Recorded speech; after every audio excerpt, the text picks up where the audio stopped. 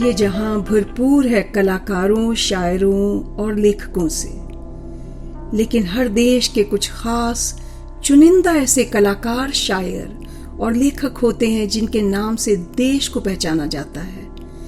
ऐसी ही एक खास शख्सियत हैं हर दिल अजीज श्री यूसुफ खान। हर खासो आम उन्हें दिलीप कुमार के नाम से जानता है। मैं अर्चना सहगल अपनी कंपनी 4G फिल्म्स और YouTube चैनल आवाज़े अर्चना की ओर से श्री दिलीप साहब को भावभीनी श्रद्धांजलि देते हुए अपने सुनने वालों को उनके जीवन की कथा बयां करूंगी। इस कहानी का मूल आधार खुद दिलीप साहब की ज़बानी अपनी आत्मकथा the substance and the shadow है, लेकिन पात्र, हालात और काल्पनिकताएं लेखक यानी कि मेरी हैं। उम्मीद है आप सदी के महानायक से रूबरू होना पसंद करेंगे। जनवरी का महीना, पेशावर का शहर, पूरी जवानी पर जनवरी, खूब ठंडी पड़ रही थी। अम्मा कमरे में सबके बिस्तर लगा रही हैं। दादा दादी और आगा जी के बिस्तर अम्मा एक एक करके मोटे फर वाली बिल्लियां सबके बिस्तरों में रखती जा रही थी। सुनने वाले हैरान होंगे, लेकिन ये ईरानियन कैट्स पेशावरी लोग अपने बिस्तरों में बिस्तरों को गर्म करने के लिए रखा करते थे और बेशक इसीलिए इन बिल्लियों को पाला भी जाता था ताकि उनके बिस्तर जो है सर्दियों के अंदर उनको गर्माई दे सकें। दादी बोली, आयशा, सकीना, मरियम, सरवर, नूर, अयूब, चलो सब के सब बच्चे लोग ऊपर छत पे आ जाओ, आग तप गई। अक्सर सर्दियों की रातों में सारा परिवार इसी तरह छत पे बैठकर पहले आग सेकता, कुछ गाना बजाना करता, कुछ मस्ती का माहौल बनता, फिर सब नीचे आकर अपने गरम गरम गद्दों और लिहाफों में घुस जाते। घर के छोटे बच्चों, खासकर यूसुफ के लिए यह वक्त सबसे अच्छा होता, क्योंकि ऐसे में अम्मा को कोई काम नहीं होता था और नन्हे यूसुफ को अम्मा और दादी की गोदी में बारी बारी से चढ़कर मस्ती करने का मौका मिल जाता। उस दिन पूरे परिवार के अलावा सभी फूफियाँ, फूफी बाबजान, खाला मरियम और उनके शौहर भी वहां मौजूद थे। सिगड़ी की आग जवान होकर शोले लपका रही थी। छत पर गद्दे और रजाइयां पहुंच चुकी थी और यूसुफ सब भाई बहन उधम मचाते हुए छत पर पहुंचने को बेताब थे। अम्मा ने कहा आगा जी से, क्या आप मेरा प्योर सोप, साबुन और टेल्कम लाए? आगा जी हंस पड़े। अरे वाह आयशा बेगम, तमाम दिन के बाद शौहर से पूछा भी तो किया, साबुन और टेल्कम? अरे 100 बार आपको कहा ये सोप कहो या साबुन कहो, दोनों का एक ही मतलब है, पर आप तो कुछ नया सीखना ही नहीं चाहती। अम्मा नाराज सी हो गई। क्यों नूर के अब्बा, सोप साबुन बोलने से एक साथ बोल दूंगी तो क्या ये बुरा मान जाएगा?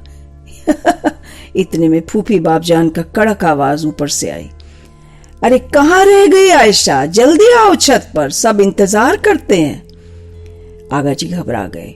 जल्दी करो आयशा बेगम, सब ऊपर पहुंचकर हमारा रास्ता देखते हैं। अम्मा बोली, हाँ हाँ चलो ना जल्दी से। दादी ने बोला, देखो भाई, जो कोई किस्सा सुनाना चाहे किस्सा सुनाए, जो कोई नज़म शायरी गजल सुनाना चाहे वही सुना दे, बस सब लोग ध्यान रखना, छोटे बच्चे और खवातीन भी साथ में बैठे हैं, इसके लिए जो भी सुनाओ सोच समझ के सुनाओ। सभी ने ताली मार के उस महफिल का एहतराम किया और महफिल की शुरुआत दादा जान से हुई।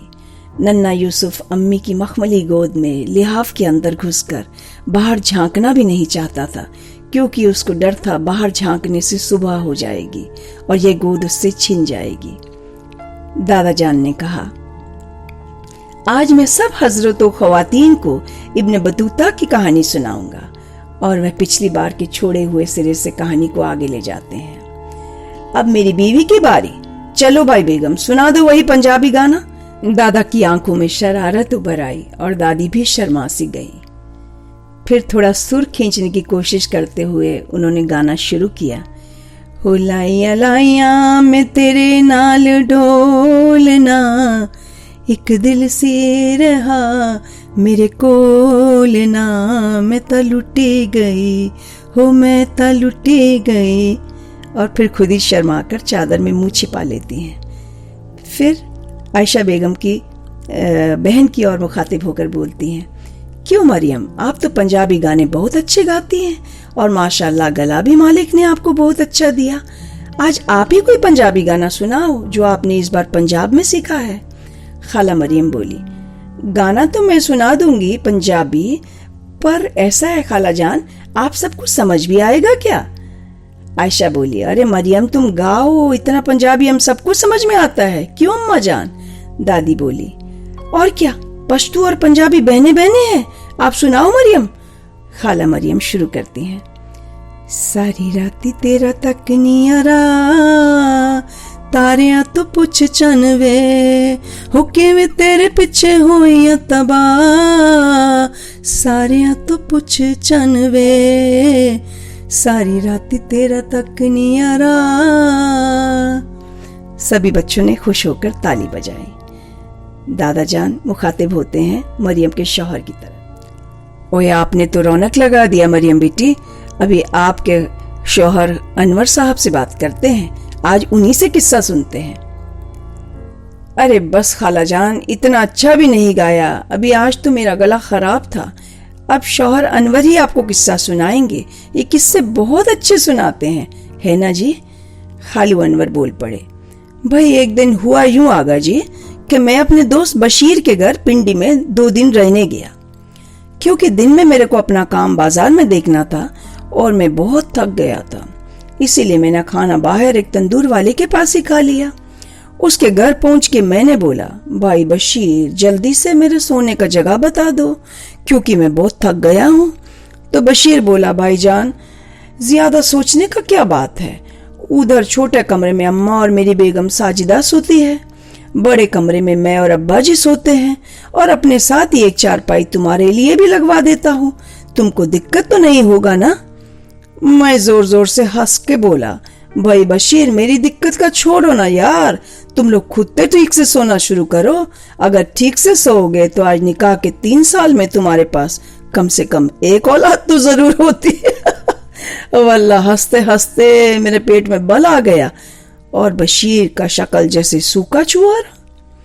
नन्हे यूसुफ को समझ में नहीं आ रहा था कि खालू अनवर का किस्सा सुनते ही एक मातम सा क्यों छा गया, ना कोई हंसा, ना ही किसी ने कुछ कहा, न ताली बजी, न वाहवाही मिली।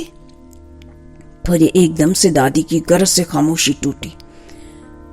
अनवर बहुत अफसोस है मुझे आपको कहने में, आपके 3 औलाद होने के बावजूद भी आपको बच्चों और खवातीनों में बैठने उठने का शऊर नहीं। अल्लाह तौबा, आपको बिल्कुल समझ में नहीं आता आपकी इन वाहियात बातों का असर अतफालों के मासूम दिमागों पर क्या पड़ता होएगा। जाइए, चले जाइए, नीचे जाकर कमरे में सो जाइए, आप हमारे फर्जंद नहीं, वरना हम आपको इस खता के लिए कुछ और ही सजा देते थे। दादी का चेहरा तमतमा रहा था। खालू अनवर का मुंह जरा सा रह गया। अपनी गलती को न समझते हुए उन्होंने अम्मा के साथ जिरह करने की भी कोशिश की, पर अम्मा बच्चा लोग के समझने के लिए तो किस्सा नहीं सुनाया था हमने, भाई सब बड़े लोगों को हंसाने के लिए कहा था। दादी बोली, बहुत ठीक अनवर मियाँ, आप बच्चे लोग के लिए किस्सा नहीं सुनाते हैं, लेकिन इसीलिए बच्चे लोग बहरा भी हो जाते हैं। अभी जाओ मरियम को लेके और आइंदा से बच्चे लोग के बीच में ऐसा किस्सा कहानी हमारे घर में नहीं सुनाना। ऐसा सुनते ही खाला मरियम और खालू अनवर बेइज्जत होकर उठ गए और उस दिन उन्हीं के साथ वो महफिल भी बर्खास्त हो गई। अगली बार सुनाऊंगी आपको राज कपूर जी के दादा बसेश्वर कपूर जी और पिता पृथ्वीराज कपूर जी का खान परिवार के घर में उठना बैठना और बंबई शहर की खान परिवार के घर में एक बाकायदा इंट्रोडक्शन। जल्द ही मिलती हूँ यूसुफ साहब की कहानी के कुछ और पहलुओं के साथ। ठीक यहीं से शुरू करेंगे जहां पर छोड़ा है। आना भूलिएगा मत। नमस्कार, शब बखैर, गुड नाइट।